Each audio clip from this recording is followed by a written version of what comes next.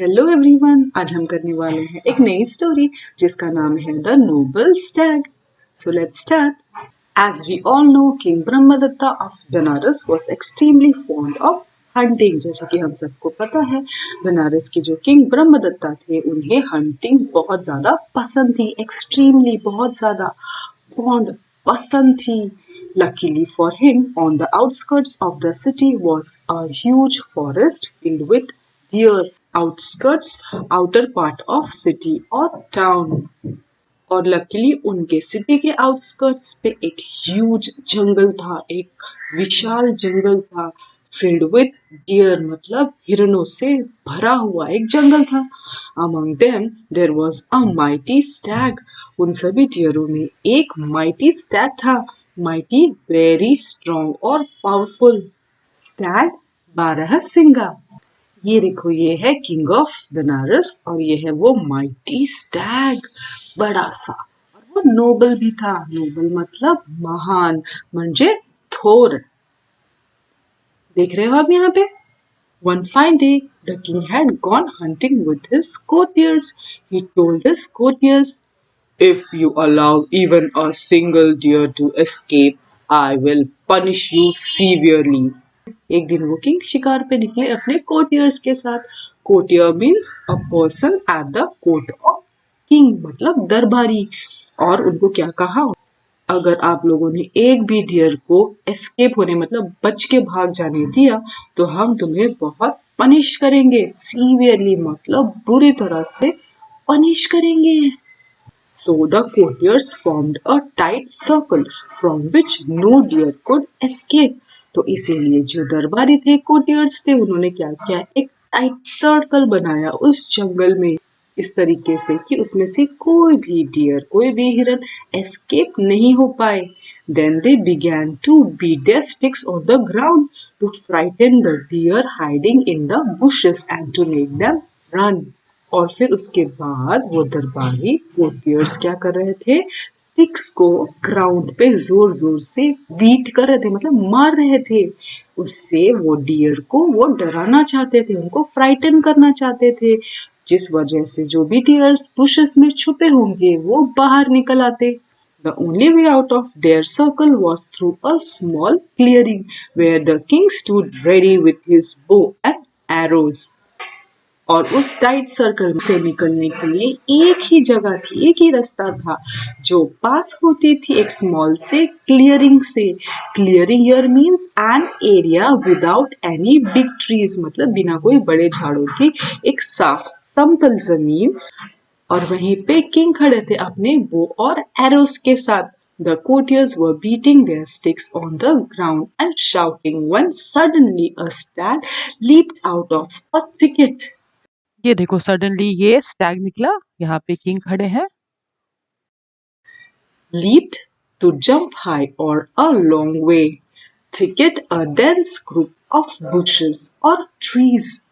यहाँ पे जब कोटियार और स्टिक्स बजाने लगे जमीन पे और जोर जोर से शाउट करने लगे, मतलब चिल्लाने लगे, तब सडनली, अचानक से एक बड़ा सा स्टैग निकला। leaped out of a thicket. leaped means jump करते हुए निकला बाहर thicket से। The stag saw that the king was standing in the way. Stag ने देख लिया था कि किंग जो है वो सर्कल के ओपनिंग की तरफ खड़े हुए हैं। So he looked the king straight in the eye and made a dash towards him. King के आंख में उसने straight देखा और made a dash towards him means run suddenly and quickly towards someone.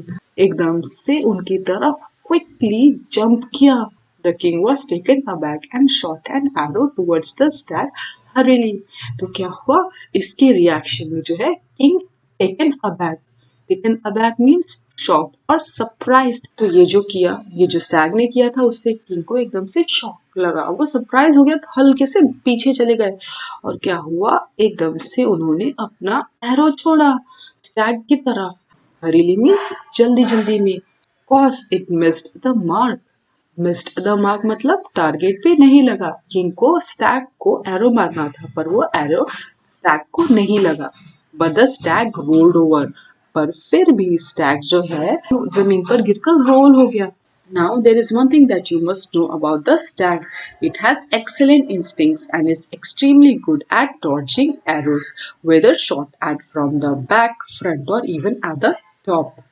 यहाँ पे स्टैग के बारे में कुछ इम्पोर्टेंट बात बताई गई है। Instincts Instincts means inborn way of behavior or thinking. Dodging means moving ahead quickly to avoid something. मतलब जो स्टैग है उसके पास एक्सीलेंट इंस्टिंक्ट है किससे? एरो से बचने के लिए। कहीं से भी एरो आ जाए, भले ही वो शॉट हो बैक से या फ्रंट से या टॉप से। If an arrow is aimed at its belly, it pretends to roll over and then jumps up and runs once the danger has passed. और क्या करता है जब एरो उसकी तरफ कोई एम करता है, समझो उसकी बेली की तरफ, तो वो क्या करता है? प्रिटेंड्स मीन्स एक्टिंग करना, दिखाना, जो एक्चुअली है नहीं पर वो दिखाना इज प्रिटेंड्स। ओके, तो वो क्या करता है? रोल ओवर हो जाता है, ऐसे एक्टिंग करता है कि उसे एरो लग गया है और वो नीचे गिर के रोल हो जाता है। और जैसे ही उसे लगता है कि डेंजर हैज पास्ट मीन्स जैसे उसको लगता है कि खतरा चला गया है, वो फटाक से जंप करते हुए, रन करते हुए एस्केप हो जाता है, यानी कि बच के निकल जाता है। So when this stag rolled over, the king thought that his arrow had found its mark. He lowered his bow and began to walk towards the stag. So जैसे ही वो स्टैग रोल ओवर हुआ, king को लगा कि उसका जो arrow है it found it's mark. Found it's mark मतलब वो अपने एम पे लग गया, मतलब स्टैग को वो एरो लग गया है, ऐसा किंग को लगा। तो उसने क्या किया? उसने अपना बो को नीचे किया, लोअर किया और फिर he began to walk towards the stag, और वो स्टैग की तरफ आने लगे। But the stag suddenly jumped up and shot past the man. पर क्या हुआ? स्टैग एकदम से उठकर जंप करते हुए उन जो भी मैन खड़े थे वहां से पास होकर निकलकर भाग गया। When the courtiers realized that the king had been mistaken, they started to laugh. तो जब कोटियार्स को पता चला कि उस स्टैग ने किंग को उल्लू बना दिया है, तो वो सब हंसने लगे। Now the king thought himself to be an excellent marksman and could not bear the taunt of his men. तो किंग को ऐसा लगता था कि वो एक्सीलेंट मार्क्समैन है। Marksman means a person skilled in shooting, hitting a target. Taunt means teasing और insulting remarks. इनको तो ऐसा लगता था कि वो बहुत ही एक्सीलेंट मार्क्समैन है, तो उन्हें उनके लोगों ने जो ताना मारा है ना, जो टॉन्ट किया, वो बर्दाश्त नहीं हो रहा था उनको। couldn't dare it. Okay, he grabbed his sword and set off into the forest in order to catch the stag.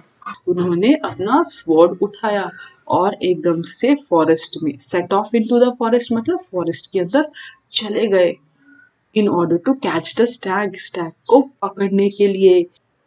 He chased the stag for quite a while and covered a long distance. Chased मतलब उसके पीछे पीछे भागे।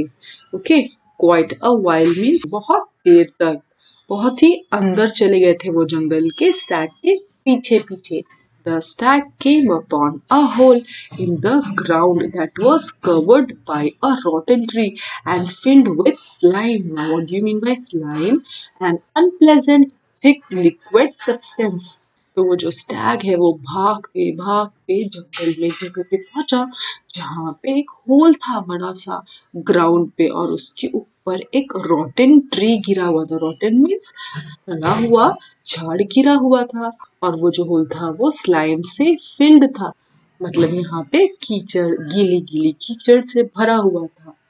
From a distance, it could smell the dirty water and so was careful not to run over it. उस tiger से दूर से ही उस कीचड़ की, उस डर्टी वाटर की स्मेल आ गई, तो उसने ध्यान दिया और उस खड्डे के ऊपर से नहीं भागा। कि वह उस खड्डे में न गिरे।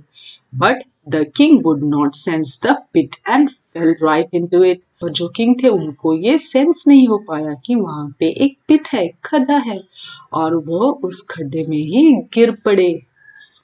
After a while, the stag realized that he was not being followed any longer. थोड़े समय के बाद उस स्टैग को ऐसे समझ में आया कि अभी उसका कोई पीछा नहीं कर रहा है।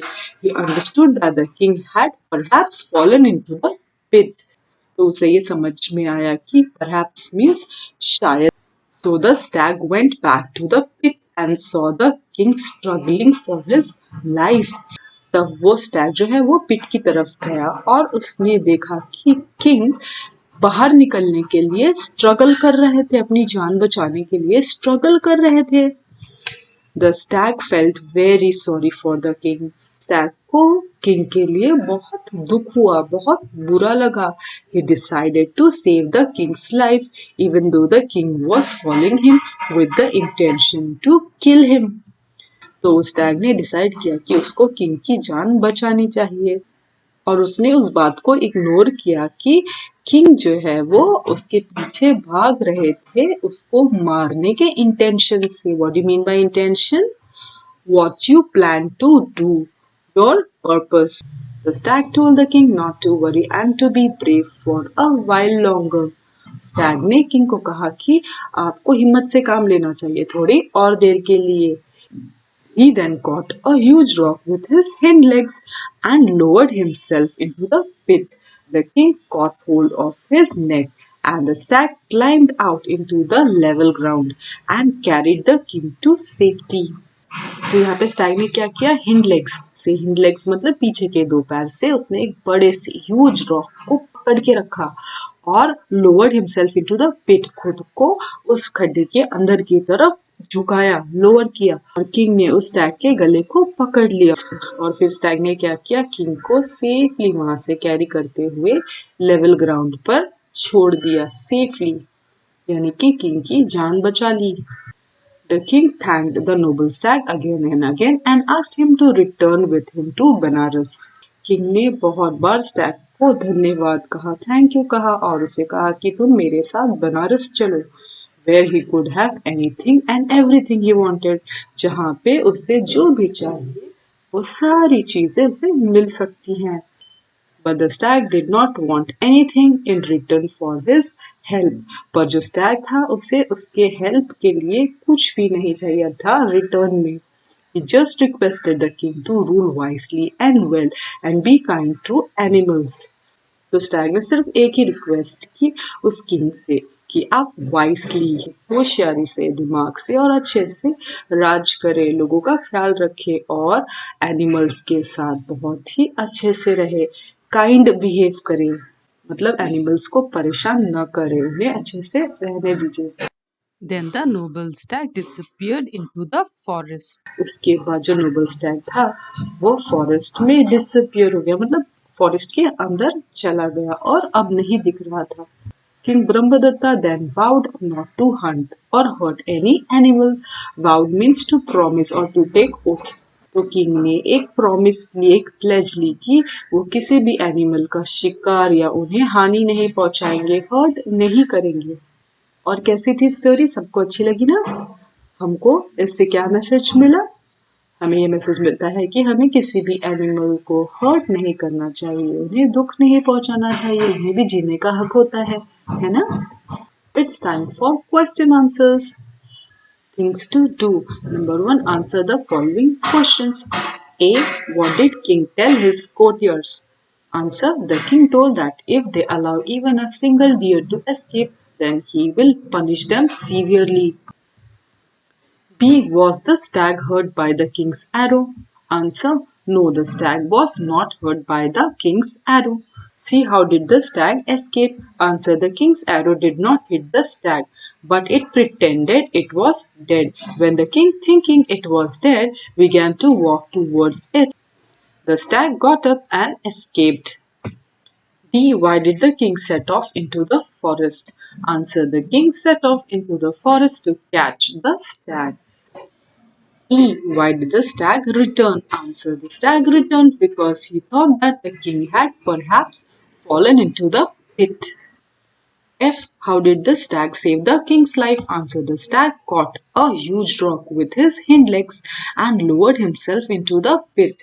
The king caught hold of his neck and the stag climbed back onto the leveled ground with the king. G. What did the stag tell the king? Answer. The stag told the king to rule wisely and well and be kind to animals. H. Why is the stag called the noble stag? Answer. The stag saved the king's life even though the king had tried to kill him. He could easily have escaped but came back to save the king. That is why he is called the noble stag. Number two, read each of the following sentences. Use some other suitable word in the place of underlined words. You need not use words from the story, but make meaningful sentences. The king was extremely fond of hunting. Now here you can see this sentence. This word is underlined. So what you have to do is you have to replace this word hunting with some other word. But at the same time the sentence should be meaningful, and it is not necessary that you have to take words from the story. You can take your own words. So what you have to do is you can pause this video for some time and complete this exercise. After this I will give you sample answers. So here are the sample answers. The king was extremely fond of hunting. The king was extremely fond of singing. So hunting is replaced by singing. The huge forest was filled with deer. The huge forest was filled with sheep. So here you have to remember that plural for deer is deer. Similarly, plural for sheep is also sheep. The stag came upon a hole. The stag came upon a pit. The stag told the king not to worry. The stag told the king not to cry. The noble stag disappeared into the forest. The noble stag vanished into the forest. Here number 3, make a collection of other such one many pairs. Example, one king, many kings. तो यहाँ पे आपको कुछ words दिए गए हैं like one chocolate one knife. तो हमें क्या करना है, सिर्फ प्लूरल फॉर्म में लिखना है like one chocolate many chocolates. Okay so let's start. One knife many knives. देखो यहाँ पे स्पेलिंग चेंज हो जाती है. You have to take care of that. Okay. One glass many glasses. One foot many feet. One leaf many leaves. One car many cars. और इसी के साथ हमारी आज की क्लास खत्म होती है. अगर आज की क्लास अच्छी लगी तो इस वीडियो को लाइक कीजिए, शेयर कीजिए, और अगर अभी तक आपने मेरे चैनल को सब्सक्राइब नहीं किया है तो जरूर सब्सक्राइब करें. And do visit my channel for such stories and much more. मिलते हैं नेक्स्ट क्लास में. Bye. Thanks for watching. Please like and subscribe my channel.